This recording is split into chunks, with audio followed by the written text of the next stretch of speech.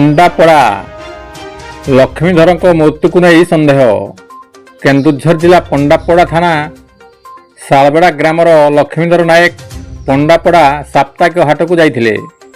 सेठारु संध्यारे फेरिया बाटरे कौन सी कारण एक ब्रॉयलर फार्मर पानी टैंकी से मृत्युवरण कर देखा जाइछि।